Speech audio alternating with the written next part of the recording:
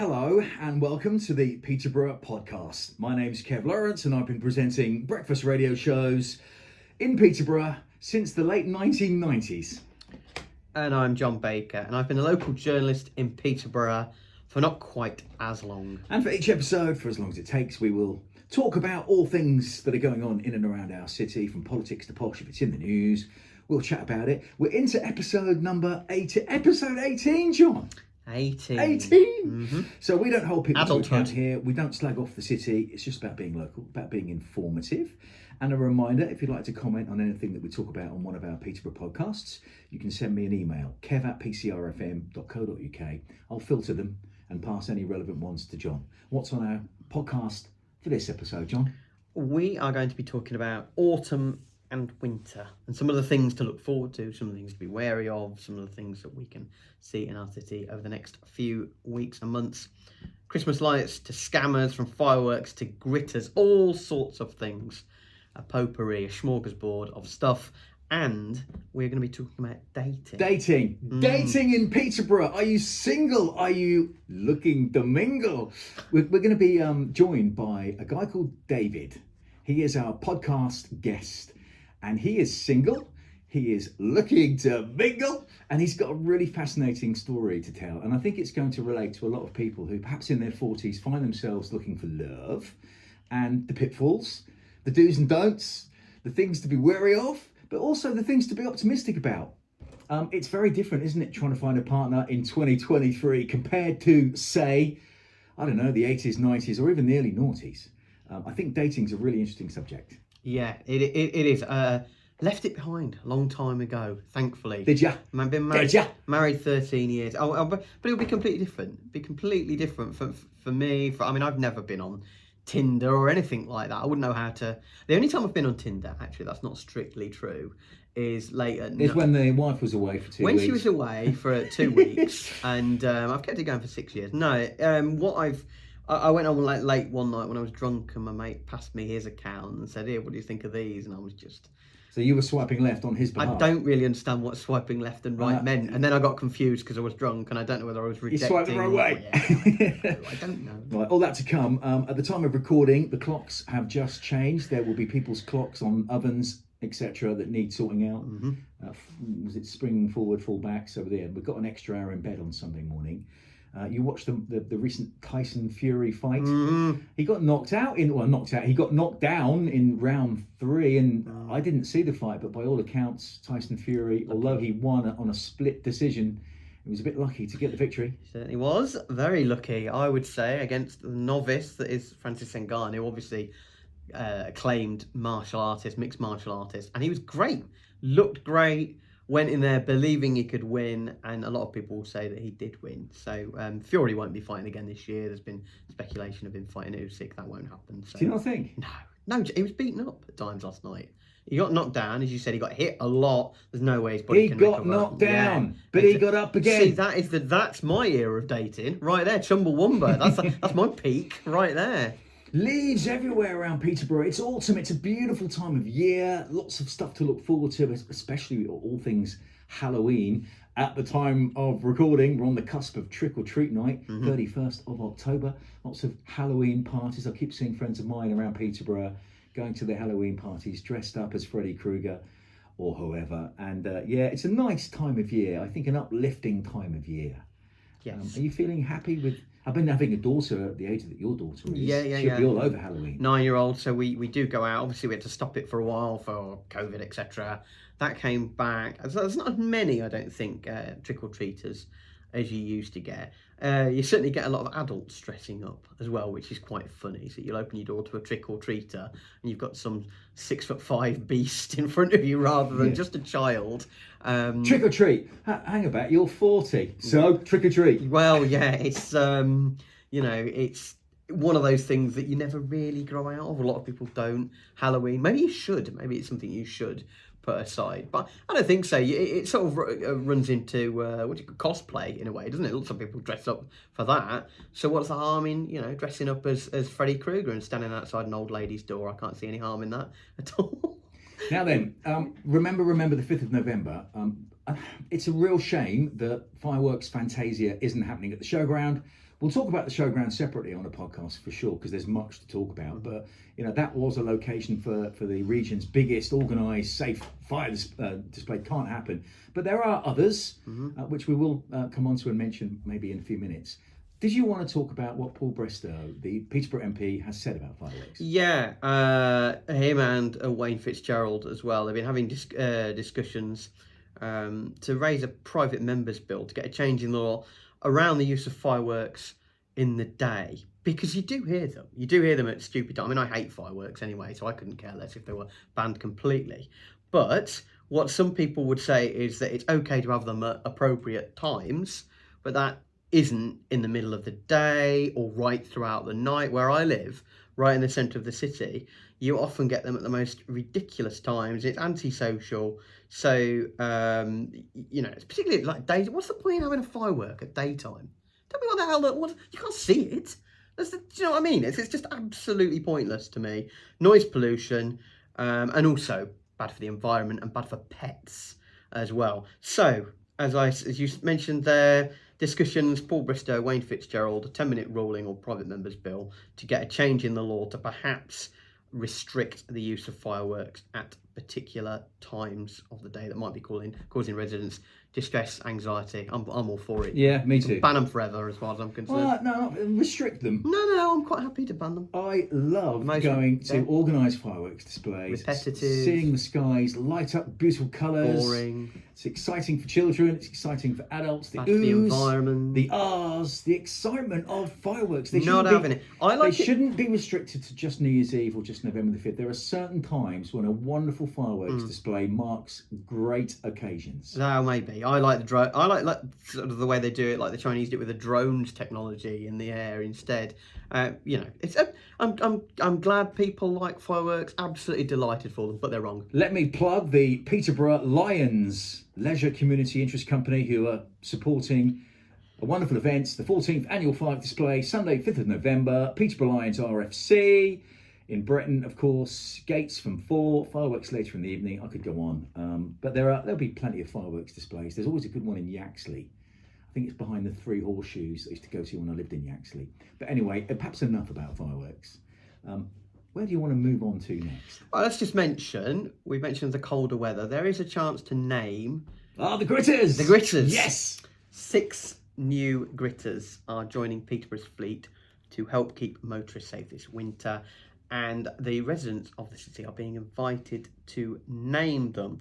7.5 tonne and 26 tonne vehicles will be hitting the city's roads soon. And you have until the 10th of November to name them. Suggestions: gritty, gritty, bang, bang, yes, sir, ice. Slow down with these, please. I want them to land. Land them slowly, like a gritter. So suggestions so far: gritty, gritty, bang, bang. That, to me, is a fairly high bar. High bar. So you got to beat gritty, gritty, bang, bang to name a gritter. Second potential suggestion? Well, these are ones like yes, sir, ice can boogie. See, I'm not feeling that one as much. It doesn't quite work so well, does it? I mean, the song Yes, Sir, I Can Boogie, what is it? Yes, sir, ice can boogie. I can't even say it properly. I mean, it looks okay written, but saying it doesn't slide for me. Sled Zeppelin, which is moderately good. I came up with Wayne Fitzgerald, and there are numerous other ones so that you might go for. I thought of a good one. What is your one? I need a big build up for it, and I want you to be honest with your reaction and honest with your... I've not heard it before, so it's honest. It's as honest. You can see me. Your grading of my suggestion. So you got to name a gritter, a lorry that goes around and grits our roads. We're getting 6 new ones in Peterborough. Surely one of them has to be called Ready, Spready, Go. It's excellent. It is quite good. It is quite good. Yeah, if it was on the... You've given me hardly any applause or praise. I didn't know what you'd come up with, and as ever, you're disappointed. No, it's quite good. I'm sure I saw one in Scotland once named Gangster Granny Gritter. See, I thought we were going to go Gangster Paradise. When you started with Gangster's Paradise. Yeah, that's better. And I just made that up on the spot. Gangster Gritter. Gangster Granny Gritter. Yeah, that doesn't make sense. Go on. Well, you know the gangster granny character. Yeah, but why is David why Williams. Gritter? Why is Gritter and Granny? It's the GGG, gangster granny Gritter. Okay, excellent. What's the next one? Do we have another one? Not really. I mean, Snowler Bear. Dreadful. So what you can do is go onto the council website, peterborough.gov.uk, to find out more about it. We've already had refuse vehicles done in a similar way. Well, what is it, Marcus Trashford and various ones like that, which that is quite good, isn't it? And go on and you can have your idea. It can be live on the side of our gritting machines, and just when you think you've reached the peak in life, then you can have that happen, the glacial peak, if you like, and you've nailed it. So name the gritter, go to peterborough.gov.uk, click on the link and get your suggestion in. Right, still to come, we're going to be talking about dating in Peterborough. We're going to talk about a rise in scammers locally. Have you been affected? Should we just have a little look at the Great Eastern Run? I know this event happened a few weeks ago now, but there's been quite a lot of onward talk since a very successful Great Eastern Run, an AEPG Great Eastern Run. You've been speaking to Aaron, the organiser. What's about? Yeah, I have. I caught up with him at the bondholders dinner, which was very nice at the Peterborough Cathedral a couple of weeks ago. We all agreed that the event had gone particularly well this year. Obviously, it's the second year back. By going particularly well, numbers were really high, improved on last year, both in the 5K and the half marathon. Everyone loved the route. The feedback was tremendous. So extra people doing it, and it was smooth. There were organised no well. major issues. It was organised brilliantly. I saw a few drivers being turned away on the day. Get off this route. You're not welcome. Yes. Go back. And I don't even think that there was that much moaning by residents who live along the route. But pretty much all of the residents, it seemed, embraced the day. Yeah. And made arrangements. And the weather was decent as well. That helped a lot. Yeah, I mean, it was kind of coldish, but clear, and that's like the perfect conditions, because I've run it, as you know, several times, and I've run it when it's been really sunny, and I've run it when it's been really rainy, and neither of those are ideal. So somewhere in the middle of that. But and wasn't it great to have Britain's most decorated Olympian do it? Yes. And not just do it, but love it. So Jason Kenny, who won all of those gold medals as an Olympic athlete for Team GB, and he was raving about Peterborough and saying how much he enjoyed it. So anyway, onwards. What's on Aaron, the organiser's mind? Well, he's going to try, I don't think there's any, he's going to try and bring back some of the races that we used to have, some of the ones at Ferry Meadows, like the 10Ks, the various ones that we used to have. I hope he wouldn't mind me saying that. It's too late now, I have done. But, these are things like, for instance, I used to really like the New Year's one, the New Year's 10K, because that used to actually push me into not eating and drinking so much over Christmas and getting out there, and it gives you something to do. It's lovely. Again, it's usually really sort of crisp, to say the least, sort of around freezing temperature, which is actually really quite nice. You get your gloves on, you get your hat on, put your podcast on, your music, and jog around Ferry Meadows. It's a beautiful location. Stanford do their 5K Santa run around the estate of Burley Park. Yeah. Sue Ryder, a massive Peterborough-based charity, go really big on that, and they have no end of people signing up. So why can't we have a Santa run in Peterborough? I say Santa run, whether it's a Christmas 10K or whatever. And with Aaron's group, the Good Running Company, being organisers, it would be a fantastic addition to that kind of running event calendar. And I should just say that this won't be this year, obviously. This will be down the line. It's on the horizon. Yeah, it is. And also, I know he's got kind of ideas for a 10K in the city centre as well. So that might be a very early morning thing. They used to do those 5K sunrise runs around the city centre, and they were fantastic. They really were. 5 a.m. start in, I think it was like in July or something like that. Must be. But I'd get up at 5 a.m. to play golf, not to go running. No, yeah, it's. But there are others that would. There are people who would do it, who get up to do that anyway, and before your day has started, you're back at home by 7 o'clock or whatever, and you can go on your day. There is a guy called Pete Edwards. He is the event manager at Ferry Meadows, Neem Park Trust, fairly new in post. He's been in post maybe 4, 5, 6 months. Did an interview with him on PCR recently, and he will be all over a Christmassy kind of run around Ferry Meadows. We need to get him and Aaron talking. Okay. We'll get that conversation going. Let's hope it happens. Yeah. Let's move on to scammers. Why do you want to talk about scammers? It just made me chuckle the other day because I tweeted about the fact that strangely, when somebody rings me up, a scammer, and I know it's a scammer, it's one of those few moments in life that I feel really comfortable being absolutely despicable to somebody on the phone, to absolutely winding them up, twisting them round in knots. But then I've sort of grown up with that a little bit, and there are a lot of people who don't realise that, who don't realise it's a scam. And there are people that scam. I get one quite often from O2, or pretending to be from O2, obviously. They always ring up and say, we're calling on behalf of O2. Yeah, 40% drop in my phone bill is what they're offering me, but I know something they don't know, and I know that they don't know my name or my address. They just have my number, so I can wrap them up and I say, oh yeah, you can have mine. You know this the information if you tell me what my middle name is, and they just get wound up. But the reason I sort of brought it up is that BBC actually did a Scam Safe Week not so long ago, a week of special programming across the BBC, highlighting that there's factories across the world where literally people are mining victims for their bank accounts, etc., to try and take money off them. And I know that as winter descends, these scams tend to go up because people are at home more, people are in the day and stuff. People don't go out as much, and then that's when these landlines get hit and people try and take money away. I mean, it's despicable, really. We all know that cybercrime is a massive part. It's one of the reasons that whenever Peterborough Police or Cambridgeshire Police or any police say, oh, we've got more police numbers, and people say, why are there? Why aren't there more bobbies on the streets? Cybercrime is one of the biggest areas where they're investing more and more people. I've got an example of it, right? Okay. So my friend Serge runs a restaurant in Yaxley called Antonino's. Mm-hmm.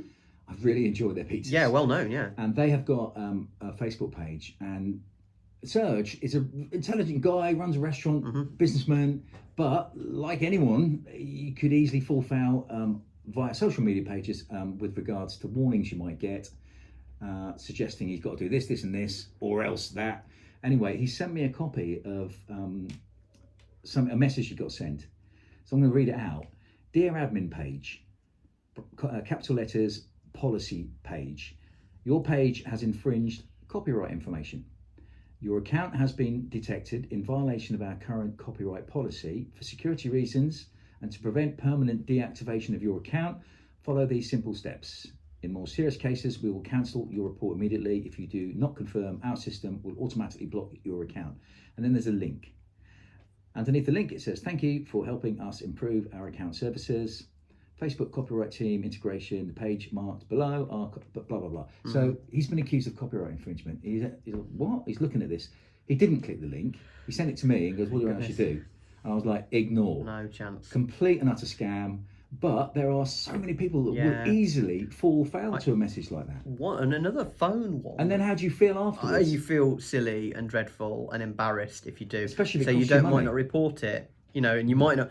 Another one that's quite common now is scammers ringing up and telling you that you have been scammed and you need to do this. Yeah. That's quite a common one, isn't it? So I got one pretending to be from my bank, Barclays, saying, we've found some irregular payments on your site, your bank account for this at HMV. We haven't got one in Peterborough, so straight away I was thinking, and this and this and this.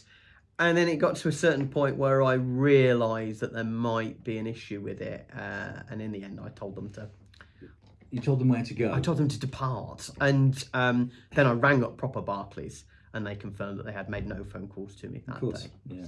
So in terms of advice, to kind of conclude this bit of the pod, if you think it might be a scam, even only a small thought that it might be a scam, do not click links you get sent.